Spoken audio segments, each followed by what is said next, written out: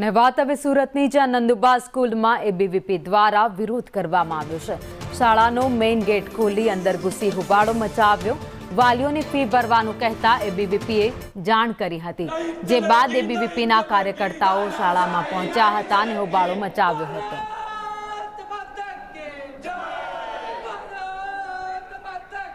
વધુ અપડેટ સાથે સંવાદદાતા જયેન્દ્ર પાંડે મારી સાથે જોડાઈ ગયા છે।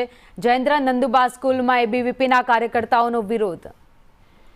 જી બિલકુલ ભાવિની, જે રીતે વાત કરવામાં આવે છે, એબીવીપી દ્વારા ફરી એક વખત હોબાળો મચાવવામાં આવ્યો છે। સુરત શહેરની અલથાણની નંદુબા સ્કૂલ ખાતે 150 થી 200 જેટલા વિદ્યાર્થીઓ બીજા ટર્મની ફી બાકી હતી, જેને કારણે સ્કૂલના કેમ્પસમાં વિદ્યાર્થીઓને ફી ભરવા તેમજ પરીક્ષાની હોલ ટિકિટ વિતરણ માટે વ્યવસ્થા કરવામાં આવી હતી। જેમ કે સમગ્ર મામલે અખિલ ભારતીય વિદ્યાર્થી પરિષદ દ્વારા વિરોધ માટે સ્કૂલ પર પહોંચ્યો હતો। જો કે ભાન ભૂલ્યા કાર્યકર્તાઓ શાળાનો ગેટ જે છે તે તોડી મૂક્યા હતા। તે સમય દરમિયાન જ શાળામાં જે છે વિદ્યાર્થીઓ અભ્યાસ કરી રહ્યા હતા, જે રીતે વિદ્યાર્થીઓને પણ અભ્યાસમાં ખલેલ પહોંચ્યો હતો। સમગ્ર મામલે શાળાના આચાર્ય દ્વારા પોલીસને પણ જાણ કરવામાં આવી, ત્યારે ડીસીબી સહિતનો કાફલો સ્કૂલે પહોંચી આવ્યો હતો અને એબીવીપી કાર્યકર્તાઓને સમજાવવાનો પ્રયાસ કર્યો હતો।